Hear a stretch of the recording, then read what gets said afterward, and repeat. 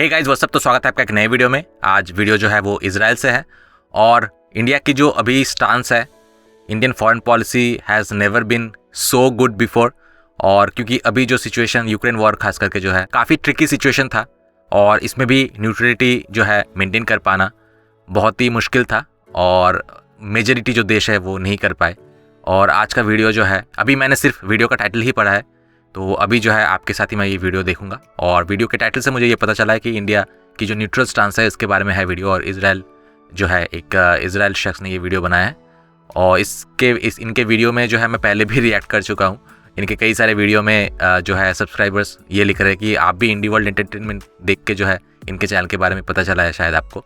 तो बहुत सारे दूसरे जो भी है कि वो भी लिख रहे हैं कि हाँ, मुझे इंडी वर्ल्ड एंटरटेनमेंट से ही जो है इनके चैनल के बारे में पता चला है। तो इनका वीडियो जो है वो आज हम देखेंगे। अभी ये नया वीडियो है उनका, कुछ महीने पहले आया था, तो देखेंगे कि इंडियन न्यूट्रलिटी के बारे में वो क्या कह रहे हैं। और उसके बाद काफ़ी सारे कमेंट्स जो है वो भी मैं आपको पढ़ के सुनाऊंगा।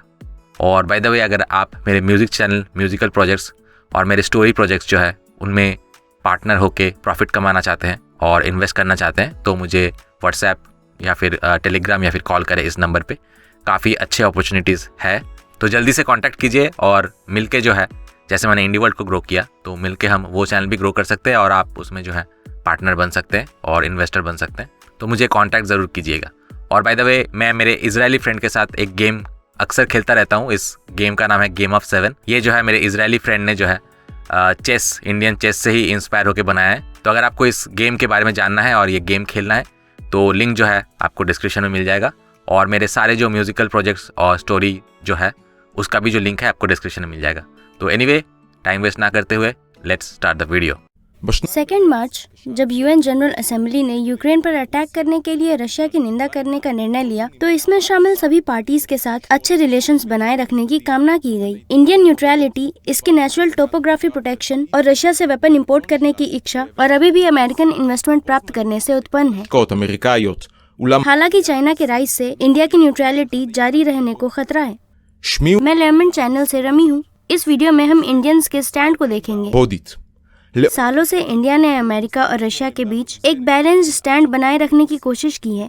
कोल्ड वॉर के दौरान ये अपने कॉलोनियल पास्ट और अपने कंट्री को यूके और यूएस से दूर करने की अपनी लीडर की इच्छा के कारण अमेरिका की तुलना में ज्यादा प्रो सोवियत था, क्योंकि वो उन्हें विध्वंसक के रूप में देखते थे जो अपने रीजनल हेजमनी को सेफ रखना चाहते हैं, जैसा कि 50 के दशक के दौरान ईरान के तोड़फोड़ के मामले में हुआ। इसके अलावा पाकिस्तान को सपोर्ट करने के अमेरिकन डिसीजन ने इंडिया को सोवियत हैंड्स में पुश कर दिया। जब सोवियत यूनियन उसका आर्म सप्लायर और महत्वपूर्ण ट्रेड पार्टनर बन गया तब उसने कश्मीर के मामले में डिप्लोमेटिकली हर चीज में भारत का सपोर्ट किया। लेकिन 90 के दशक और चाइना के इकोनॉमिक और मिलिट्री सर्च के कारण सालों से इंडिया के लिए खतरा पैदा हो गया है। चाइना तिब्बत माउंटेन्स पर रिवर्स से होने वाले इंडिया के वाटर सप्लाई को भी सीमित कर सकता है। इंडिया को चाइनीज द्वारा कई डायरेक्शन से खतरा हो रहा है। इंडियन ओशन के साउथ में चाइना श्रीलंका, जिबूती में पोर्ट को पट्टे पर देकर सबमरीन्स का नंबर और अपने नेवल प्रेजेंस को बढ़ा रहा है। श्रीलंका, जिबूती और उसका इरादा पाकिस्तान में कराची पोर्ट और यूएई में खलीफा पोर्ट के साथ भी ऐसा ही करने का है। नॉर्थ में चाइना कश्मीर रीजन में अक्साई चाइना पर ओनरशिप का दावा कर रहा है, जिसे उसने 1962 में इंडिया से जीत लिया था। इसके अलावा ईस्ट में पूरे अरुणाचल प्रदेश रीजन और नेपाल और भूटान के बीच के स्थानों और माउंटेन्स पैसेज वेज पर भी ओनरशिप का दावा कर रहा है। इसकी टोपोग्राफिक स्ट्रक्चर इसे एक प्रायद्वीप की तरह बनाती है,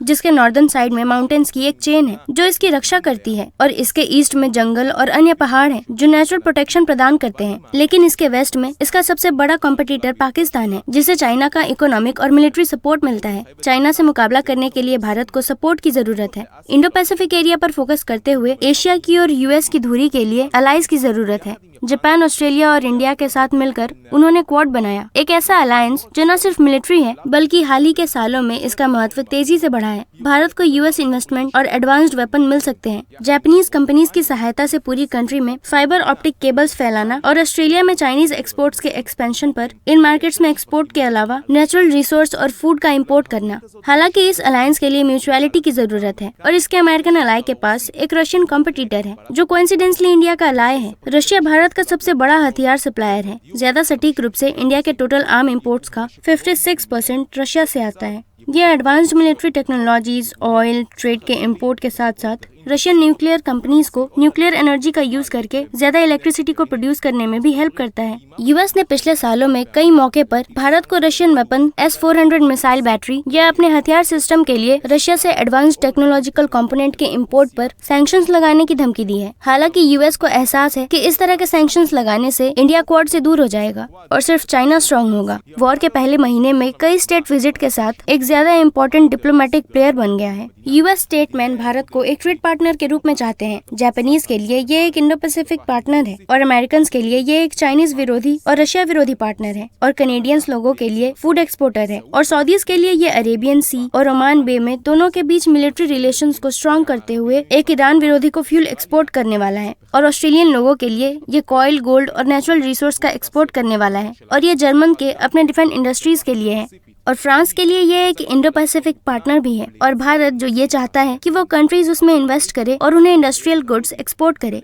यूएस इंडिया को रशिया विरोधी स्टैंड अपनाने पर मजबूर करना चाहता था, लेकिन उन्होंने अब तक इससे इनकार कर दिया है और यूक्रेन वॉर को रशिया और यूक्रेन के बीच एक मुद्दा मानते हैं, न कि ग्लोबल मुद्दा मानते हैं, क्योंकि ईस्टर्न यूरोप में स्थिति ऐसी नहीं है। इसका उस पर सेम लेवल का प्रभाव नहीं होता है और इससे उसे कोई खतरा नहीं होता है। सिर्फ इतना ही नहीं, सैंक्शन में भारत का शामिल होना बहुत सीमित था और उसने रशिया की निंदा करने के लिए यूएन में वोट में भाग भी नहीं लिया। इसने 7 अप्रैल को यूएन ह्यूमन राइट्स काउंसिल से रशिया को सस्पेंड करने से भी मना किया और यहाँ तक कि सिर्फ $35 पर बैरल की कीमत पर रशियन इंपोर्ट से ऑयल की डील भी प्राप्त की। इसके एवरेज मार्केट प्राइस से लगभग 3 गुना कम है। जब मई 2022 के महीने में इसने रशिया से 81,09,000 ऑयल बैरल्स का इम्पोर्ट किया, जिसने सऊदी अरेबिया को पार करते हुए रशिया को भारत का दूसरा सबसे बड़ा ऑयल सप्लायर बना दिया। न्यू दिल्ली को मॉस्को की जरूरत है, लेकिन वॉशिंगटन को भी जरूरत है। आने वाले सालों में इसके और चाइना के बीच कंपटीशन कम होने वाला नहीं है। इसके अलावा सभी संकेत बताते हैं कि ये बढ़ेगा और चाइनीज कम से कम इस क्षेत्र में इंडियन प्रभाव को कम करने का और बंद करने का प्रयास करेंगे और इसे मिलिट्री बेस के साथ बंद करने तक का ट्राई करेंगे। हालांकि इस समय इंडिया के पास सारी दुनिया की बेस्ट चीजें हैं, लेकिन जैसे जैसे कंपटीशन बढ़ेगा तो इंडिया का न्यूट्रलिटी मेंटेन करना मुश्किल होगा।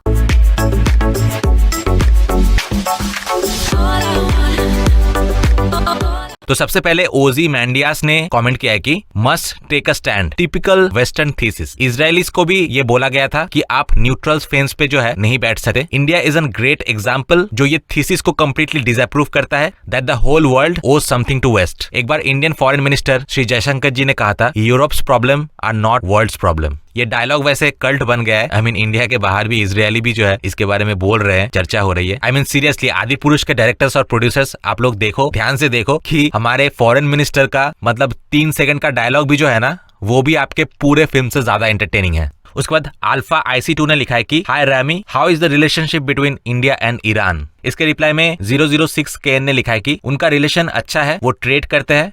इंडिया ईरानियन ऑयल खरीदता है but it's only a small portion. I think it accounts for 8% of Indian energy imports. India एक ऐसा देश है जो किसी भी देश से जो है केक खा लेता है लेकिन उसको बाद में डिस्टर्ब नहीं करता है। इन अदर वर्ड्स, किसी देश के साथ जो अच्छा हो सकता है उसका पूरा जो है म्यूचुअल बेनिफिट जो है वो उठाते हैं ताकि दोनों देश को ही इससे फायदा हो, लेकिन किसी दूसरे देश के इंटरनल मैटर्स में या फिर किसी दूसरे देश का कोई भी हार्म ना हो, ये भी इंडिया जो है इंश्योर करता है। It builds ties with Israel and Saudi Arab, but on the other hand with Iran as well. It buys weapons from Russia, but has ties with USA as well. उसके बाद user GC ने comment किया है कि I have a question for you, Rami. Which country is stronger, China or India? जिसके reply में user 6 केम, ये by the way India के बारे में काफ़ी नॉलेज रखते हैं। जो भी क्वेश्चन कमेंट सेक्शन में किसी ने किया है उन्होंने पूरा जो है रिप्लाई किया है और मैं तो कहूँगा बहुत ही अप्रोप्रिएट रिप्लाई किया है।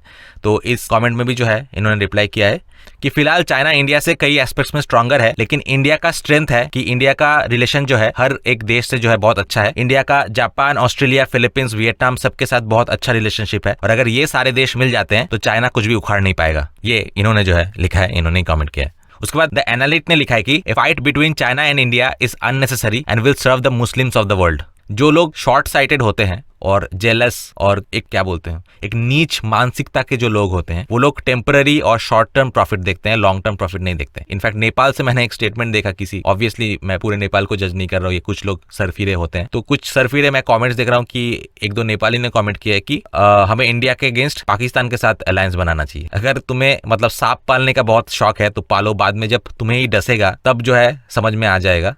And Nepal being a Hindu country से भी कोई लोग, वैसे नेपाल में कुछ मुस्लिम्स हैं, मुझे आशा है कि किसी मुस्लिम ने ये कमेंट किया होगा नेपाल से, बट अगर हिंदू होके भी जो है पाकिस्तान के साथ अलायंस बनाने की बात आप कर रहे हैं, दैट इज टेरिबल। उसके बाद ओफिर 1034 ने कमेंट किया है कि इंडिया में ऐसे बहुत लोग हैं जो कि चाहते हैं कि इंडिया और इजराइल जो है एक हो जाए। We have the brains and the strength, together we will rule the world. जी हाँ, ब्रेन्स और स्ट्रेंथ दोनों ही है इजराइल और इंडिया के पास। And I think one thing that we should learn from Israel is unity. चाहे ज्यूज जो है यहाँ पे हो, कहीं पे भी हो, वो लोग हमेशा यूनाइटेड रहते हैं। अभी जो न्यू जनरेशन आया है, ये सेकुलरिज्म वगैरह के कुछ मीडिया ब्रेन वॉश से जो है उतना स्ट्रॉन्ग यूनिटी उनमें नहीं है जो पहले में था। बट इंडिया एंड इजराइल, यहाँ पे इजराइल यंग जनरेशन जो है, दोनों को ही जो है कैसे आपस में यूनाइटेड रहना है वो सीखना चाहिए। बिकॉज हमारे जो एडवर्सरीज है, जो Islam and all, they are actually very united. चाहे आप कुछ भी बुरा बोले, बट उन लोगों का यूनिटी तो है भाई। So to fight against that we need to be united as well. उसके बाद यूजर यूएम ने कमेंट किया कि पर्सनली मुझे इंडियन लोग बहुत पसंद है, they are really good people and I wish कि भारतीय जैसे अच्छे लोग पूरे दुनिया में और भी हो।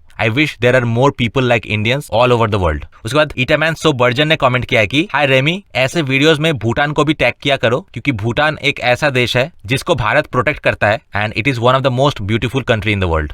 रिसेंटली सीरियसली भूटान का एक प्रो चाइना स्टेटमेंट जो आया था, that is very alarming factor, और बहुत जल्दी इस पे जो है इसको देखना चाहिए। और भूटान का जो ये स्लाइट एक इंडिकेशन था प्रो चाइना वाइज, उसको जल्दी से जल्दी सॉल्व करना होगा, क्योंकि भूटान जैसे इंडिया का एक बहुत ही अच्छा रिलेशनशिप था and we have to ensure कि वो जैसा पहले था वैसा ही रहे। But China will try its level best to convince and persuade Bhutan, ताकि हमारे बीच जो टाइज है ये ब्रेक हो जाए। और ऑब्वियसली ये चाइना के इंटरेस्ट में है and we have to make sure कि चाइना जो है हमारे बीच फूट ना डाल सके। अभी भी बहुत सारे मैं देखता हूँ कि भूटानीज, नेपाली या फिर हमारे नॉर्थ ईस्ट के भी लोग जब आते हैं, तो इतने अवेयरनेस के बाद भी कुछ लोग अभी भी ऐसे हैं जो इनको चाइनीज बोलते हैं। तो आप अगर उनको चाइनीज ही बोलेंगे तो obviously they will feel more sympathy with Chinese, few of them, and that is a very negative factor. तो उनको हमेशा जो है you have to be very cautious and always address them as Indians. और north east India में भी जो है ये इंश्योर करना है हमें कि ओवरऑल जो दूसरे पार्ट्स के इंडियंस हैं उनके अगेंस्ट भी कोई रेसिज्म ना हो। इनफैक्ट जो क्रिश्चियन मिशनरीज जो है, जो कि वेस्ट बेसिकली भेज रहा है हमारे नॉर्थ ईस्ट इंडिया में, उनका काम ही यही है कि इंडिया को डिवाइड करना, और वो लेवल बेस्ट ट्राई करेंगे कि नॉर्थ ईस्ट इंडिया के जो लोग हैं वो हेट्रेड रखे और जो है दूसरे इंडियन से जो है एक सेपरेशन माइंडसेट जो है रखना, वो उनका